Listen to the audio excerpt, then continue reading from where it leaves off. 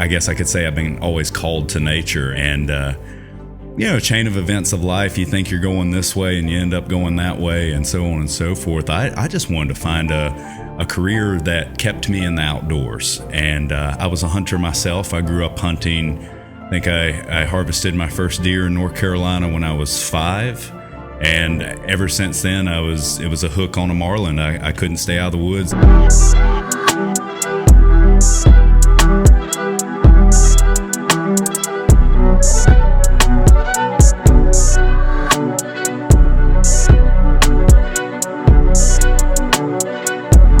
Hello everyone, welcome back to another episode of Talk2Rami. This is Rami, your host. Today I have a special guest.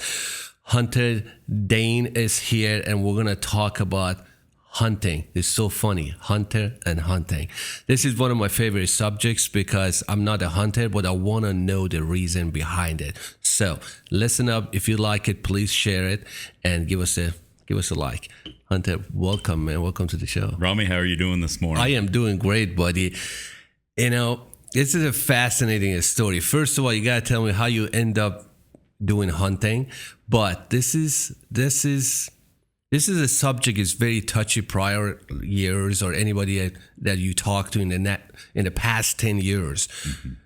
If you say I'm a hunter, people, they look at you differently.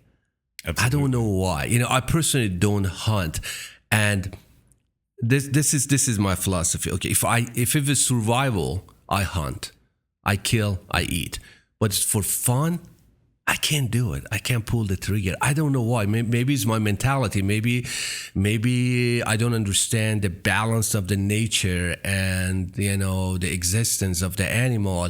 I don't know. You got to educate me on that, because this has been in my mind for a long time.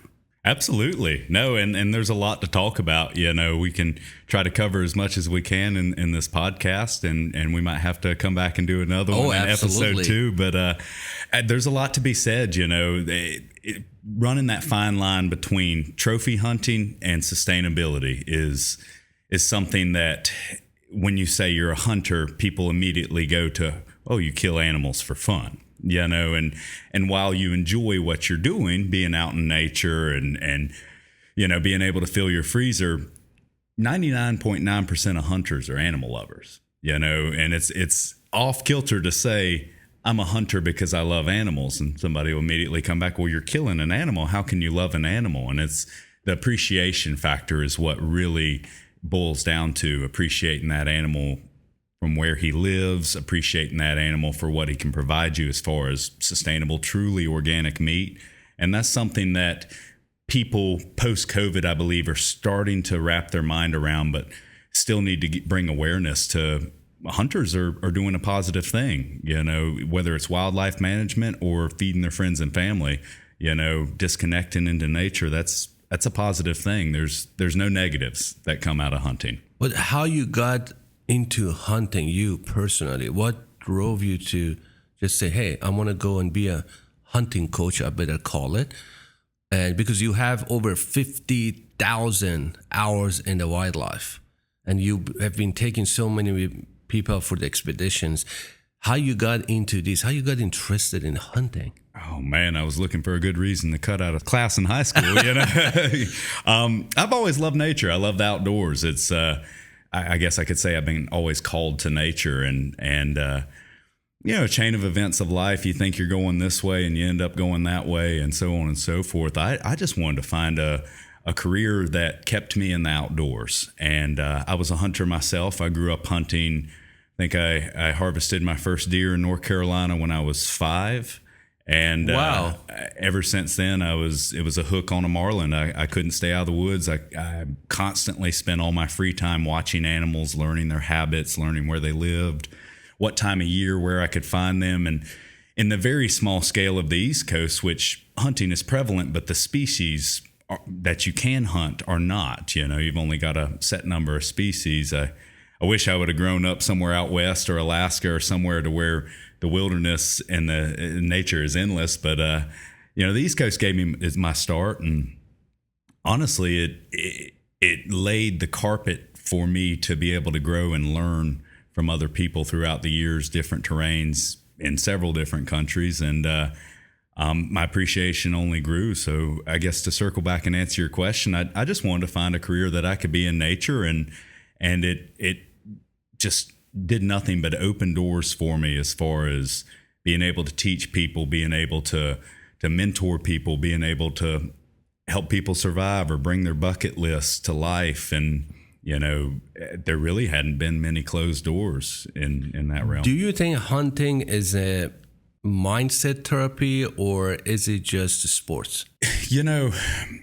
Hunting is the most archaic form of an act that a human can do. You think back all the way back to the cavemen days.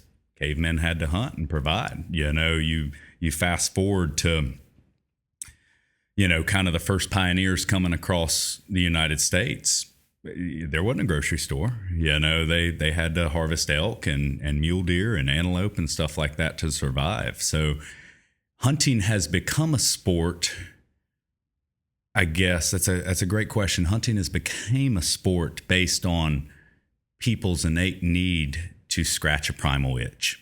In my opinion, it's a way to live sustainably, but it's something that people can connect to and connect with their fitness and say, okay, I've got to get ready and get in shape to go climb these mountains because this animal lives up in the mountains. Or it's a way of fellowship with other people. You take your son, your daughter, your wife, your buddies, and you get into nature. It's a connector. It's a connecting point to come into nature. So is it a sport? It's more of a test, I believe. It's more testing yourself against the animal. Which way? Going into his habitat to where he lives, learning his patterns, and beating him or her at what they have done every day for their entire life. And so I think as a sport aspect, it's more of a challenge. I don't think it's more of a sport. It's something that you go and you challenge yourself with the primal roots that are already running through our blood against an adversary that is lived in nature its whole life. So you're beating him at his own game. Because, I can't go out there and hunt just for fun. I don't get that. I would never do that, be honest with you. Just go, hey, let's go, have fun. Absolutely. Let's go do hunting and have fun. I think if I go and, I would try it one day, because I don't know how you feel when it takes an animal's life. I don't know. I never done it, and I don't know how I would feel. Maybe I feel okay, maybe feel bad. I don't know. But I got to go through it, I think, to experience it. But, hunting for fun is not my thing. Maybe I go over there to just balance the nature. I don't know, to just learn from an animal, to just learn the survival and how you're going to hunt and eat and survive. But there's a lot of education involved for what you do. Absolutely. And how you educate people. Like, say, hey, I never done hunter. I want to go have fun.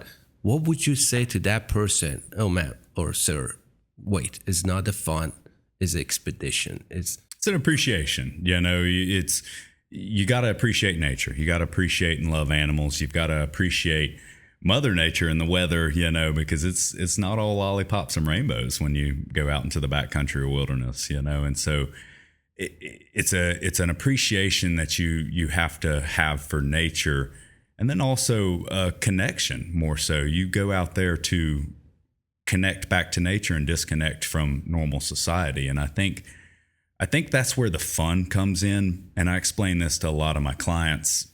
The shot of shooting an animal is a minute at most. The setup, the trigger pull, and it's done. And if you're going out there because you think it's fun to kill animals, just to kill animals, you're going out there for the wrong reasons. That's something I explain, and I've had endless conversations with my friends, my clients, other hunters with, and you can't go out there and expect I'm going to kill something. That's what makes this fun.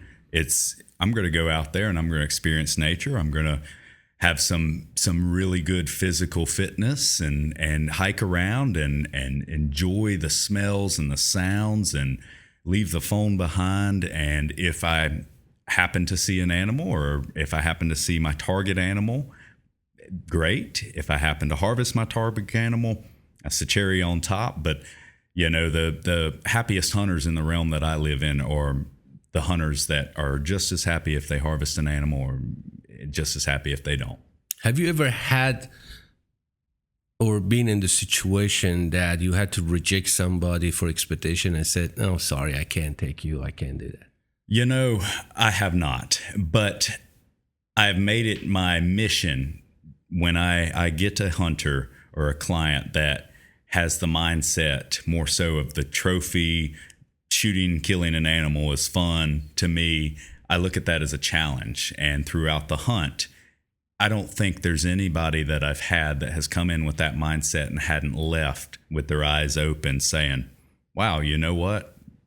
Just shooting the animal isn't what this is about. It's going back to nature and being in the elements and being with other guys or creating some fellowship, with other gentlemen when you're embracing the suck, when it's raining or it's blowing 100 miles an hour or something like that. You develop a brotherhood, you develop camaraderie and appreciation. I've taken a lot of guys and they've come in and they're like, this isn't going to be a good trip unless we kill an animal. And, I humor it for about a day. I like to see where I stand and whatnot and listen to everything that they have to say. And then I take my alternate perspective and come in and like, well, would you be mad if you didn't kill an animal? Oh yeah, I paid all this money to come out here and do this. Yeah, I would be mad. And it's like, well, you probably shouldn't be hunting because it's not a guarantee. If you can come out here and enjoy the experience, enjoy the people, enjoy the memory that you're about to make and do something that less than a small percentage of the population can even whether afford to do, have the means to do, or have the knowledge to go do, like that's one of the reasons why you come out here, and I've been able to really open up some minds on some hunts, really, and leave people going home saying, wow, he was right. That's what I thought was the whole reason why I was doing this is actually the smallest part of why I'm doing this. As you said, I think the hunting expedition is not just for hunting, it's the experience of different elements. Even in life, in business, we just talk off the camera. You had a busy time in the city, and then you go there, and your mind is different. Because as you said, here you hear so many different noises. Over there is just the nature. I think that would help to, help a person. Oh, absolutely. There's so much growth in nature.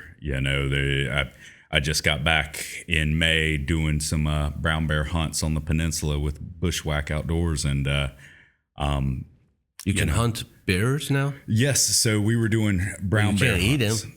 So brown bear meat is inedible. You can eat it, but it's not very good, and they eat a lot of salmon, so there's a lot of tapeworms and so on and so forth. But hunting brown bears is more for the management side of things, being that if you don't keep a sustainable number of the boars low, they will go when the sows have their cubs and kill their cubs. So that's more of a management side of things, and that is a true trophy hunt, but it's a trophy hunt with a management background, to where you go out and harvest an elk, you're managing the elk population, but you're also coming home with X amount of pounds of really good meat, to where a bear hunt, you're harvesting a bear, the meat's darn near inedible, but you're keeping the population of bears low enough so that they don't kill themselves out and they can stay sustainable. So here in Texas, they pay $1 for the tail of the boars, or the Russian ox or whatever they call it. Really? Yeah, they pay $1 for the tail. I'll be darned. Maybe I need to think about vacationing here in Texas. You got $100 of them to make $100, man. That's not worth it. No. But what kind of expedition you take people to, is just have different scenarios, different packages, different areas. Yeah, it's all over the place. It's all different. Some expeditions are strictly to fill your freezer. Say somebody wanted to do a cow elk hunt in New Mexico. Cow elk, there's no trophy as far as horns or traditional trophy as most people would look at it. the trophy is in the experience, and then the trophy is the meat that you put in the freezer. 100 pounds. I just finished the last packet of elk before I left to drive out here, and my girlfriend shot it last November. So one elk, and like I mentioned before, I eat wild game 6 days a week. One elk, when the combination of a couple of different things, sustained us for a year. And so the avenue to where trophy hunting versus sustainability, and I'll just, for lack of better terms, call it meat hunting, that's where the road diverges, and in my industry splits a lot of people in half. And I'm really excited to try and bridge that gap and bring the trophy hunters and the sustainable meat hunters. I mean, we're all in the same realm, and it's you can be a trophy hunter but also be sustainable. It's about your mindset and why you're doing it. What's getting you out there. What you do during not hunting the season? The hunting season, yeah, you go out there, and what is happening during the hunting season? I'm dreaming about the mountains. Wishing I was out there. You're still taking people out? Absolutely. When I first got into this, I all gas, no brakes. I was doing it 11 and a half months a year, place to place, living wherever I worked. So I venture to say, somebody that's been in the game for 15 years, I've doubled the amount of expeditions that somebody else would have done in 15 years. Wow. Because I was doing it 11 months out of the year. Traditionally seasons are about 6 months a year. And so I found a way to do it the other 6 months in a different country. And so, when I was a little bit younger and a little bit more spry and didn't have so many obligations, there was no place untouched. You got a season here. Each hunting season for area is different. Is that right? Absolutely. And so I just burned up the road, would be in New Zealand for 6 months, Australia, and then, Alaska season starting, pack up my stuff, fly over to Alaska, do a big season there. The lower 48 seasons are starting, bomb down to the lower 48, go home, see my mom for Christmas, and then hit the road again. For your clients, do you pick the expeditions, the area, or they ask you for a specific area? A little bit of both. I have some clients that I've developed really good bonds and friendships with that I talk to, twice a week, and whatnot. And so they'll reach out to me and say, "Hey, Hunter, find me a elk hunt in a wilderness area." And so I'll tap into my resources. I'll tap into the other folks that I know. I'll tap into the areas that I personally know.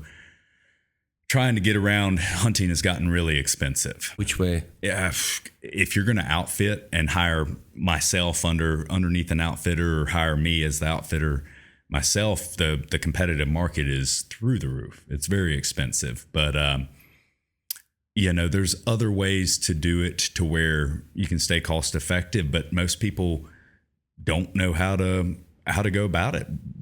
Plain being, they don't trust themselves, or they're scared to go out into the wilderness area by themselves. They don't know how to, the basic survival needs. They don't know how to hunt, so that's another gap trying to be bridged is bringing the knowledge to people on how to go into the wilderness areas, and a couple of basic things to know to keep yourself safe, a couple of basic things to know on how to find animals and then butcher the animals and be able to put them in your freezer. So it's gotten expensive. People will reach out to me they know what their target animal is, they know what their target expedition is, and then I go through and do all the research, whether it's a place I've been or a place I haven't been. Most of the time I have somebody that I know that is operating there, whether it's a different country or a different state, and we formulate a package for them, whether it's, all right, 2 weeks in Tajikistan chasing Marco Polo, and I'll hit up one of my good girlfriends, Kelly, and be like, "Hey, you used to guide in Tajikistan. Give me the lowdown. Put me in contact with a couple of people." And then, it's almost like a travel agency. It's travel agency, yeah. And then I'm just your travel agents taking you into the wild. So, but it's a little bit of both. Like we were saying before the podcast started, I contract out, so guys will send me their contract and say, "Hey, are you available for 21 days of elk hunts?" And if I am, I'll send them my contract back. Here are my terms, and thumbs up, and away you go laughing. So as we get deeper into this, I think a lot of people must understand that hunting is just the hunting. Is a lot of other stuff is involved, like survival. Absolutely. Like you cut your finger, what are you going to do? If some people don't know, some people, I think they say, oh, I want to go hunting. Have you ever done it? No. They grab their guns. They just wishing that they can, shoot something. Mm-hmm. But if something happened during that expedition, what are you going to do? Like, that's how people need somebody like you that guide them, train them, because as you said, it's not all sunshine and rainbows. Absolutely. And that's a big reason why people hire me is they either don't know the area, they don't know the dangers, they don't have the expertise of skill set to where if something happens, what do they do, and more so it amplifies when you get in remote wilderness areas, Alaska or West Coast New Zealand, where you're flying in and getting dropped off and there's no way to walk out or stuff like that, so there's so many names that you could put on myself, whether it's a guide or a mountain therapist or, a survival coach or just a oh shit button, if there's a bunch of different words you can put to it, but a lot of people, that's their big, that's why they pay the money is, okay, this guy's been there and he's done that. He knows this area like the back of his hand. It might be a different country. It might be a different state. It might be a wilderness area in Utah, but this guy knows it and I feel safe with him. I know that if things go snake bit, he's going to take care of me. He's going to keep me alive. He knows the proper protocols, for anything that could happen. And, sometimes you don't. We were speaking about that windstorm before the podcast started, caught in 117 mile per hour sustained winds in a tent. And there's no play in the playbook for that. There's no, let's go, windstorm, 100 miles an hour in remote Alaska, and it's, you got to improvise with that. What we did, our tents were ripping, our tent poles were breaking. And these are really professional tents that are the poles are breaking, the tents are breaking. And long and the short of it, like I said, there's no play in the playbook. What we did, our tent was going to collapse. It was a 48-hour windstorm. It wasn't going to let up. We weren't going to die, but we were going to be very uncomfortable for, a couple of days until this blow passed through. And so what we did was we took our cots, we let down the tent. I went and cut all the guide wires. We let down the tent, put the cots together, both crawled underneath the cots so that the tent wasn't slapping us in the face with the big gusts and debris going by. And we sat underneath those cots for 30-something hours, eating granola bars and telling stories and just waiting it out, So that's what the animals are doing too. That's what, I was thinking that too. Mm-hmm. That's kind of where your connection is like, okay, we're out there on the peninsula bear hunting. A blow comes through. What are the bears doing? Well, they're finding a brush pile or alders or a hole to hide on until this blow goes over too. So we were essentially doing the same thing the bears were doing. We were living in their element, adapting. So, one of the big part of the expedition, I think, is tracking those animals. You consider yourself as a good tracker? Blind squirrel finds a nut every once in a while. But that's why itself is an art. It is. It is. Tracking animals is not easy, as far as I have seen it.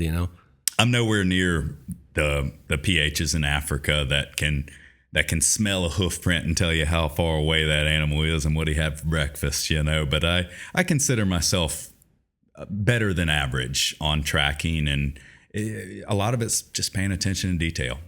Looking for what's out of place, using your sensories, your sense of smell. A lot of times when you're close to an animal or even within a couple of 100 meters, if the wind's right, you can smell that animal, and just being in touch with your surroundings, being able to look at the ground and know, a rock doesn't normally sit like that, or, that little bit of sand is pushed over on that leaf. Like that's odd, and just paying attention to detail, and that can sometimes help you connect the dots to finding animals. And two, animals they're complex, but they're not at the same time. Animals need to eat, sleep, drink, and screw.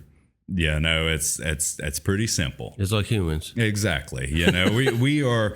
I've bounced in a bar for a long time all over the United States, and I get to watch the girls and the guys when they get a little bit of that giggle water in them. We are exactly the same as animals. We used to live in the same environment. Yeah, exactly. Many years ago, we used to live in the same environment.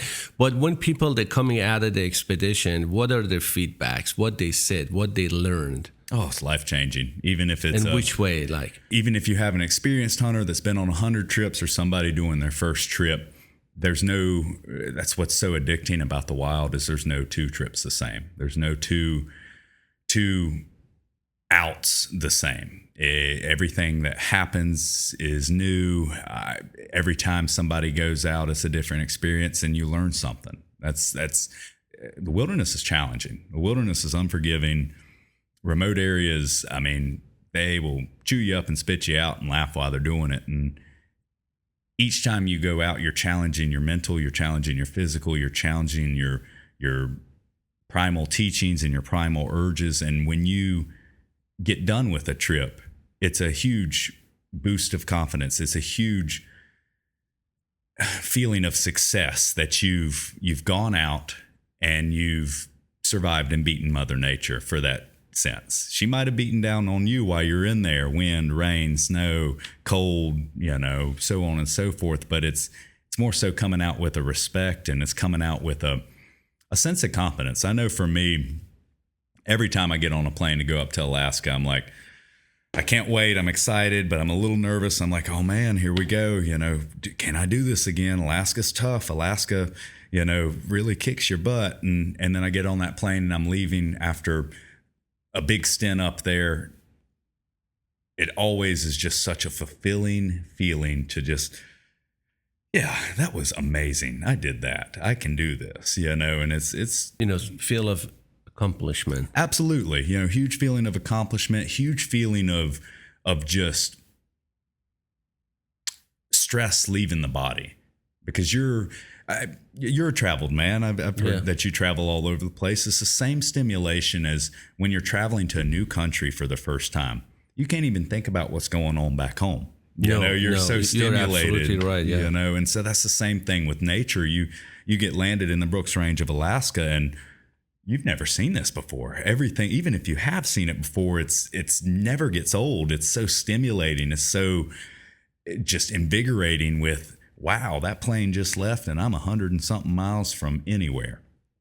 I'm here, and it's a button that turns on, and 99.9% of people, 100% of the people have it, but there's a small percentage that just that button won't turn on, but I feel that everybody that gets put in there it's you can say the same thing about like fight or flight. It's a button that turns on. It's like, wow, I'm here. Your sense of smell gets better over time. Your hearing gets better. Like your mind is clearer thinking. There's not so much just outward stimulation of cars or cell phones going off or schedules that you got to meet, deadlines. It's like, oh, this. Why Alaska is challenging, that expedition? Alaska's tough, man. Alaska is it's just a raw place, not saying that there's not other raw places. Idaho's raw, I mean, there's parts of Texas that are raw. Each place has its own element. You got the rattlesnakes and the heat here in Texas, God, yeah. It's each place has its own its own devices. Alaska just seems to where it's like the ocean. You can't, there's nothing you can do to control the ocean. The ocean's going to do what it's going to do. When you're on a boat, that's, you can be the best mariner in the world, but if she wants to throw her toys out of the cot, you're at the mercy of the ocean. And that's the same with Alaska. Alaska's its own being. You go up there and you got to know that, hey, at the end of the day, I'm at the mercy of Alaska. Weather comes and goes very quickly. You've got different animals to deal with. You've got different vegetation to deal with. I mean, Mother Nature's just a mean bitch, and that's my favorite part about it, is because it's so untamed. Have you been there in the cold and the winter time and the summertime both? I've been there in both, yes. And Which one was hardest? I'm sure. Cool. You pick your poison. Summertime, early summer, there's mosquitoes that can stand up and screw a turkey flat-footed. Like they're huge, and there's thousands and thousands of them. So it's you're dealing with the bugs, and so that's another element. Tons and tons of no-see-ums and bugs. But wintertime, you're dealing with the harsh cold. You're dealing with snowstorms and blows and fog, and it's you got the rain depending on where you're at. Parts of the southeast, I've gone goat hunting and crossed a river, and we've had 2 days of rain, and that river is now 30 feet deep to where it was knee deep when I crossed it. And wow, I've made a couple of really sketchy crossings over downed logs and stuff like that. You've done some things that are less ideal than what you should have done, but it's ever changing. It's always a challenge. If you like problem solving, that's one of the big reasons for me is I love the challenge. I love problem solving. Okay, now I've got to figure out a way to get across this. I don't have time to spend maybe, or I run into a lot of, okay, we have a time frame, a plane's coming in, a helicopter's coming in, we need to get across. But sometimes you just sit back and wait in Alaska. That's one of the sayings is, it's Alaska. Hurry up and wait. I want to ask you a question. Just go back to for the first time that you shot the animal. The first time you pulled that trigger and what went down. What went into your mind? Oh man, really, I want to know that feeling. That's a great question. I think immediately I was overwhelmed with appreciation. Like there's no doubt. Wow. I love animals, and some people can waver this argument, taking a life's taking a life, whether it's an animal, a human, squishing a bug, maybe not a bug, but, to get to my point, you're taking a life, and you've got to have appreciation for that animal. So a whole ring of emotions, any hunter, I don't care if he's a trophy hunter or a meat hunter, emotions overwhelm you when you harvest an animal. And if they don't, you need to find something else to do. It's time for you to find another hobby, find for you to, if you're just strictly a meat hunter, fill in your freezer. But there's an emotional capacity. There's an appreciation even from the meat hunters that, you appreciate that animal giving itself to you to provide nourishment for you and your family. So a string of emotions. Circling back to your question, I was very appreciative. I was very thankful. That was the first animal that I'd ever seen be butchered in front of me, and so on and so forth. So just, oh my gosh, this is what you do, and ever since then I was hooked. It's like that feeling of appreciation and just self-reliance that you can get from that. It had me hooked, and it's only growing. I get more appreciation now out of taking my girlfriend or taking a buddy or taking somebody that has never hunted before and going through the steps and showing it to them. And that same feeling of me harvesting my first animal is what I get now out of taking somebody else and showing them that feeling right there.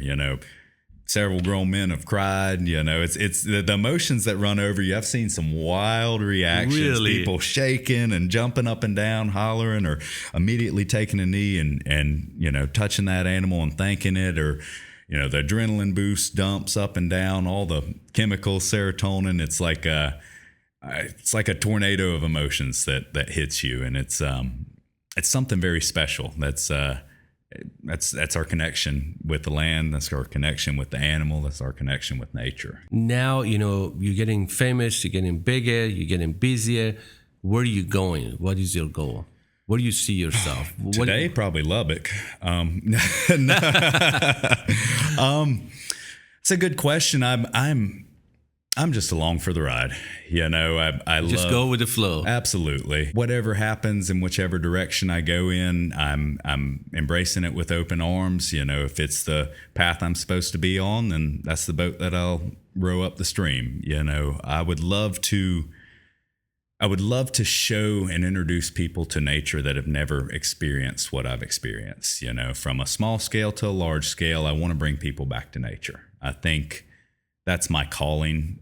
I've tried to sit down on many mountaintops and ask, what am I supposed to do here? What's my calling? What am I put here for?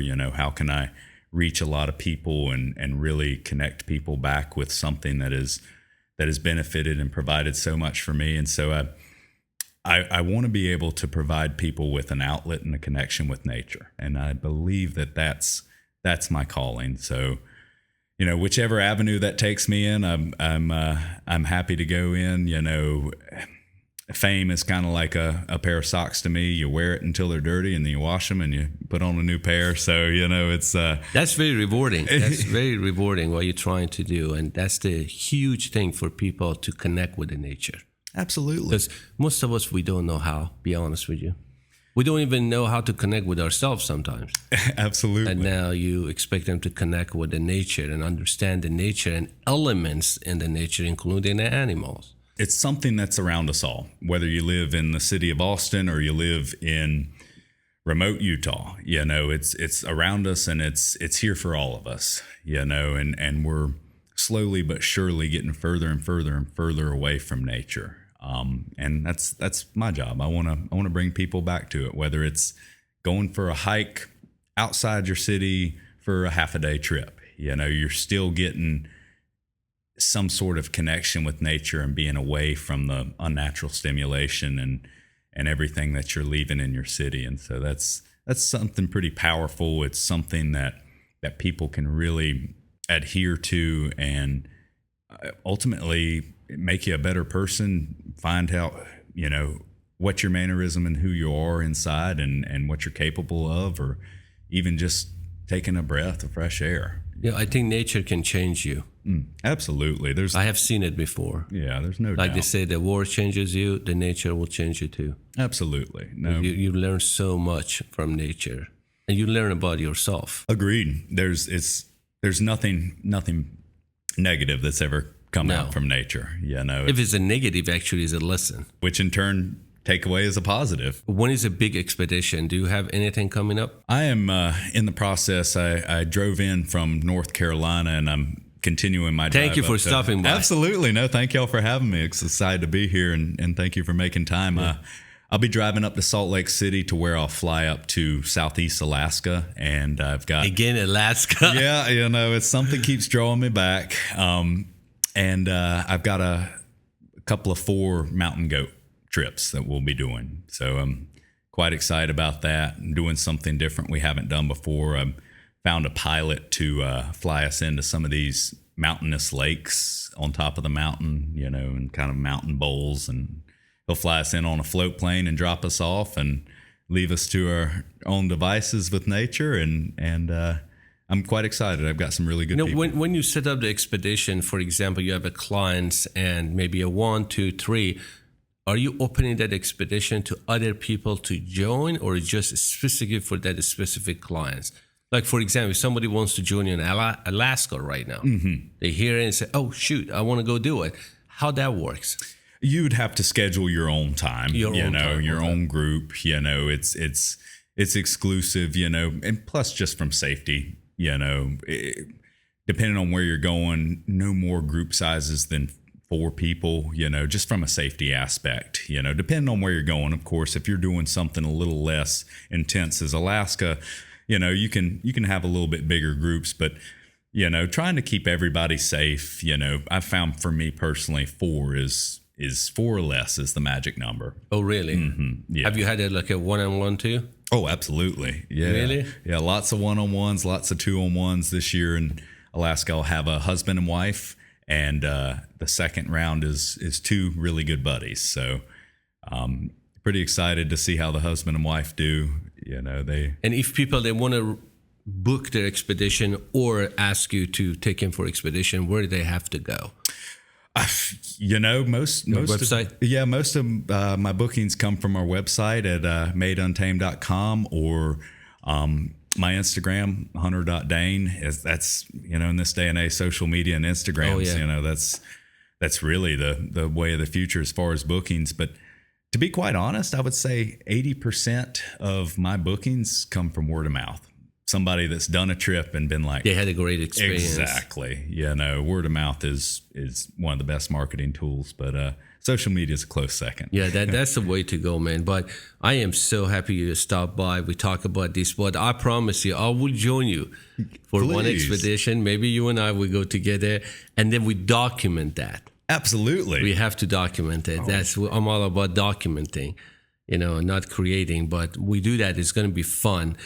I want to take a chance. I want to go hunting. I want to experience it. I told you I never killed an animal. That excites me. You know, honestly, that's... I'm very familiar with the guns, don't get me wrong, but I never used it against the animals to just go and shoot them. If I told you, if I have to survive, and that's the only way, yes, I do that in a heartbeat. But just going for expedition, I've never done it. I think it should be very interesting because I love nature, learning from nature, bonding, do all that cool things. Man. Remy, we'll have to put one on the books. Yeah. It's something that excites me when somebody says I've never done it. I don't really know how I'll feel about killing an animal. I'm not really agreeing with the sport of it, but that's one of my favorite things to do is take somebody and say, come check this out. Let me take you out here. Let me tap you into nature. We're going to mainline right into this. We're going to harvest an animal, and I guarantee you it will change your life. We created a short documentary. Absolutely. Yeah, absolutely. It's there's a spider going web hunting with Hunter. Hunting with Episode Hunter. 1. That would be fun. But thank you so much for stopping by, man. I really appreciate it. I enjoy so much talking to you and looking forward to many, many years of friendship and a lot of good stuff for you, man. You're a good man. Oh, Rami, thank you so much for having me on short notice and the coffee and just good conversation and a couple giggles. I appreciate it. I hope you come back soon. Thank you so much, buddy.